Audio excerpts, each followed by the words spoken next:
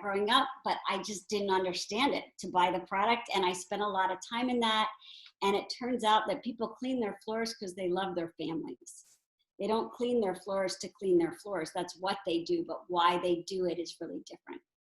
So that gives you a little lens into why you might excel in this business. Mrs. Leschek asked why I chose a career in this field, and I didn't. It chose me. When you get out of college, or for you guys, when you do your internships, you interview for things you're interested in, and sometimes it works out and sometimes it doesn't. And it happens that I was offered a job at P&G among other jobs that seemed less interesting. But I didn't know. I didn't know anything really, because back in the day, you didn't do internships, you worked at camp.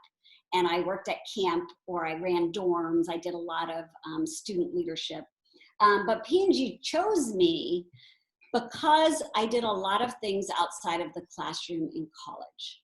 I did well enough in my classes, but I wasn't a straight A student. I was a straight A B student. But I did a lot of things that I was interested in college outside of the classroom.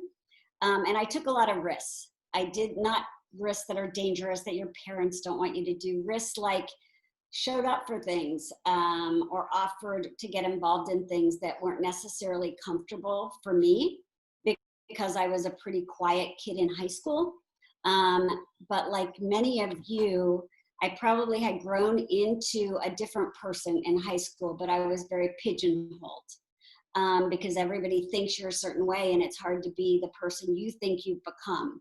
And in college, I took that risk, and I said, I think I want to try to become the person I think I could be. And as part of that, I got involved in things, and I got to know people, and I was willing to be enthusiastic and to help. And that was new. And because I did those things, I ended up leading those things. And because I did those things and led those things and really liked people, I made those things better. And because I did that, P&G hired me because that's what they wanted me to do for them. So they just studied my behavior, because marketing is behavior change, and then asked me what I did, and they made me an offer, and it seemed like advertising would be fun because that's what I knew. When I started, I didn't have the advantage of a marketing class or DECA or any of those things. Let's see. I think Mrs. Leschek also asked, how did I get where I am today? Hard work. When I got out of school, and I always work hard. As a new professor, I work transitioning courses to online. I work extraordinarily hard. But when I was young, I worked hard. I did what it took to get the job done, plus some more, because that was the time to do it. I'm a really enthusiastic person by nature, and I was enthusiastic about my work and being there. And what you'll learn yourselves, or you may know, is enthusiasm is infectious. That's probably why I like the art teacher, Mrs. Scribner, because we're both joyful. I had mentors who helped me, and I needed it. And that's why I pay it forward now. I probably would anyway. I'm probably a giver anyway, but I had people who helped me, and I was willing to accept that help. And finally, I was lucky, because everyone is. But without hard work, the luck isn't going to happen. And without enthusiasm, it's a little bit hard for it to percolate. And without mentors, gosh, the road is really hard. So those are some of the ways that I got to this place that I am. The one thing that I want to just share as a professor is that lots of my students who I adore, I want to be clear, I love teaching. It is my happy place. And because I get to help you launch, that's really my job, is to help you launch and to love what I love, which is marketing. But the thing to keep in mind is you're going to think high school that it's all getting A's, because you probably get all A's. and you probably can get all A's in college. But that isn't what's going to help you get a great job. What's going to help you get a great job is to do well in your courses and then use it in life and get out of the classroom. What's going to change you in college is the friends you make, who are really different than you.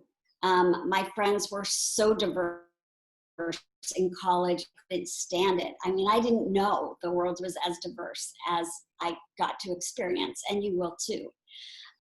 All of those things are really important.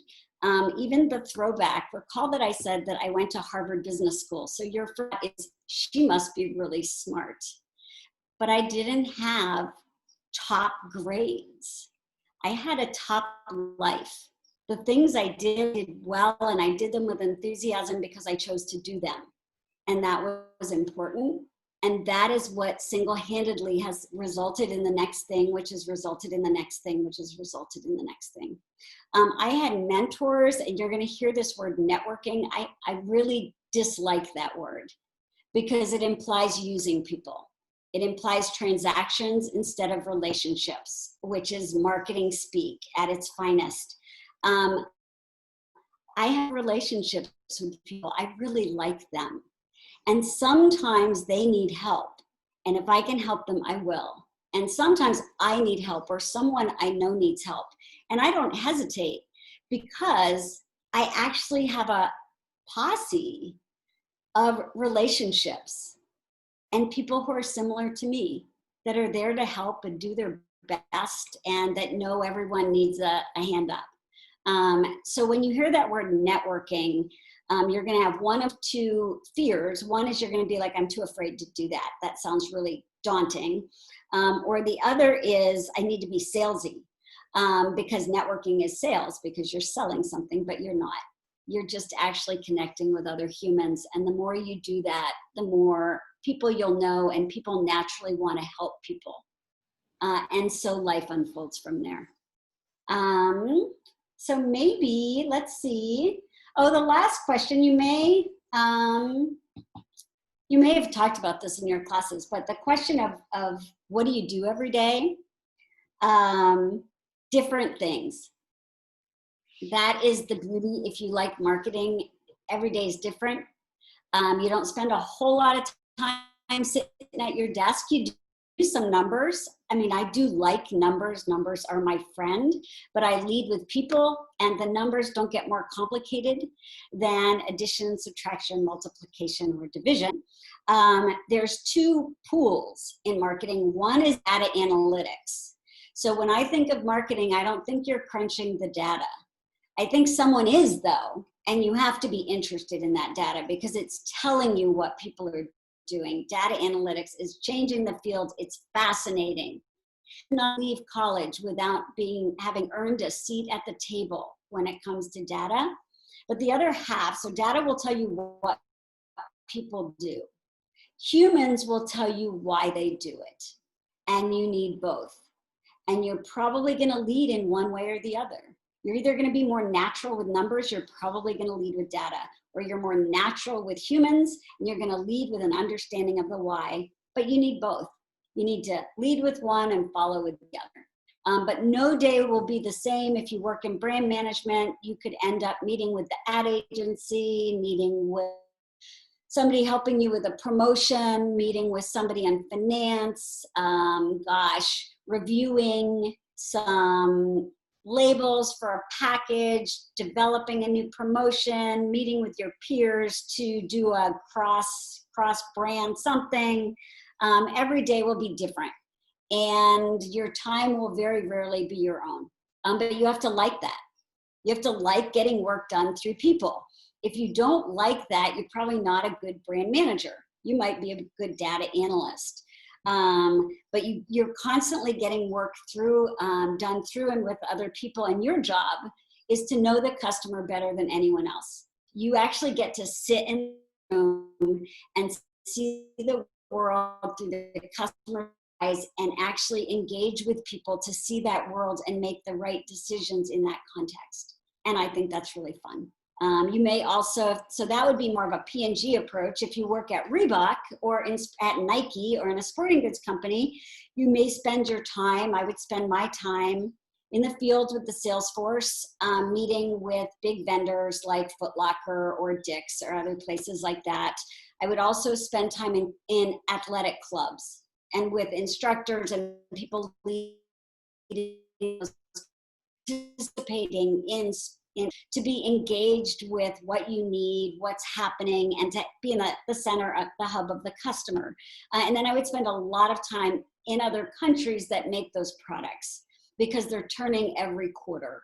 And so you're constantly visiting there and checking what's happening on the line and understanding fashion trends and what's happening in Eastern or Western Europe. There's just a lot more travel and there's a lot more conventions that you go to. So that is a more fast-paced and less predictable in terms of time because you have a lot of weekend work, you've got a lot of travel, you've got to get to Europe to Hong Kong to be.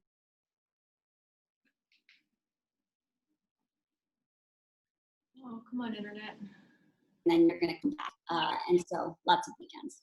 So that probably runs through the questions that Amanda gave me. Do you guys have any questions you would like to ask?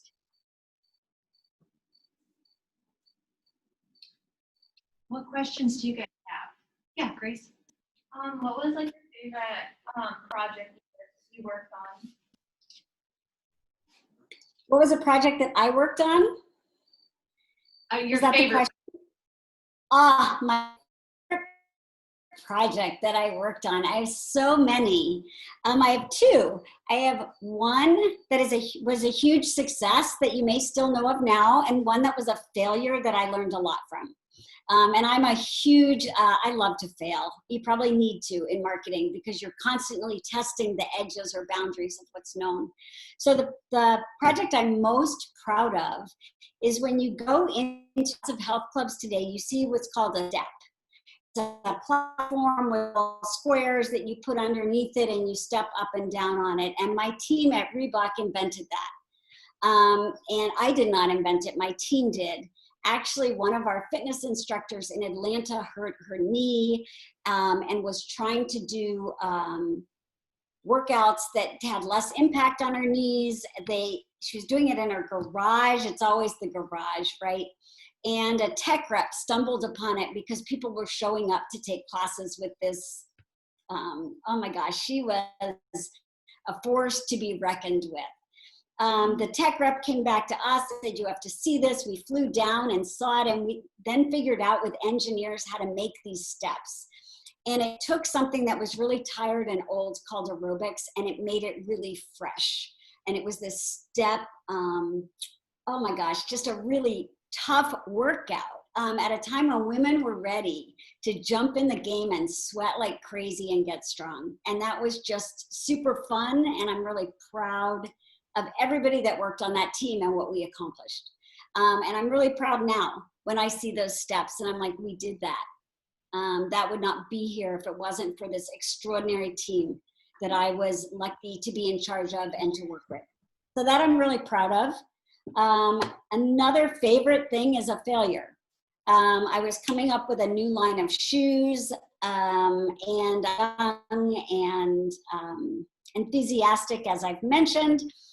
And this line of shoes was beautiful. And you know a beautiful shoe when you see it. And it was beautiful. It was going to be huge. And it was for this new step aerobics that was on fire. And the designer this was the same designer that actually designed Keen footwear. And he just did breakthrough work. And it was stunning. And my boss was like, well, how big do you think the business is going to be? Like, you had to project it. And he was like, I think 10 million. And I was like, no, 20. And he's like, no, 10. And I was like, no, 20. This is at least a $20 million business. And it was. And I was running a $300 million business. So that wasn't so huge. But it was huge. And he pushed. And I was like, no, I want it to be 20. And guess what? It was 11. And it was 11. because the factories couldn't make them in time. It was a complicated shoe. We couldn't get production to work. If production didn't work, then women would get hurt wearing this shoe. And we missed back to school, which is a huge time to sell product. And because we missed that, we had a business that was bigger than my boss thought it would be and way off what I promised.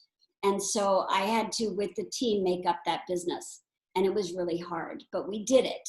But I learned a great lesson, which is go low and finish strong. You know, I would never disagree with my boss again if they gave me a low number. I would just say in my head, I can beat that, and then I would. So that was a great learning that did not come from a success, but ultimately was successful. The shoe was, gosh, I think it was $64 million in sales by the end. So it was on fire. But I overestimated startup, and startup has lots of mistakes in it.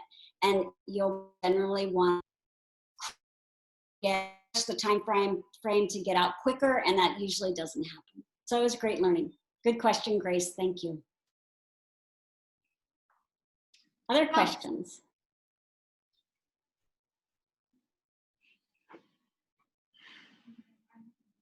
Yeah. What is like the least favorite part of your job? Like, what is your least favorite thing to do on the daily? You know what? I'll give you a great example of this because everybody has different talents. And if you're a marketer, you figure out how to get the work done. So I'll tell you the thing that I'm least good at. I'm least good at details. I am a big picture thinker. I like the why. And not the what. And I've been really fortunate as my career has progressed to know that and to partner with people. My best work is when I have somebody who loves details and doesn't like strategy. And then I do strategy and don't like details. And together we're a powerhouse. However, when I was a brand assistant at P&G, I had to do a lot of monthly number charts. And I would put them off because I didn't like them. And then I would do them before they were due, but not with enough time to catch my own errors. Errors are really easy to capture with time, or if they're not, it's not your work. But I would turn these reports in right before they were due, and they'd always have one or two errors in them. And my boss, who's still a good friend of mine, said, your work is extraordinary, and you can't get promoted if you don't do these charts. And you have to do it right 2 months in a row with no errors, or you can't get promoted. It was a controlling weakness. And so I kind of thought on that, and I had this really good friend. Marketers tend to be social people, and he was really good with numbers. He still is a good friend and really good with numbers, but he is horrible in terms of the promotion and creative's not the right word, but consumer insights portion of the business. And so I could have tried to get that report right all by myself, but I didn't. I actually asked my friend Dave if we could partner, and I would do the report early enough for him to look at it and fix it. And I would help him be successful because he couldn't get promoted unless he came up with a really big promotion idea that was successful. And so we worked together to get it done. But the hardest part for me is to sit at my desk and grind out the details. And so I've had to do that. I've had to find ways to do what the job requires in ways that allow me to also lead with what I'm good at.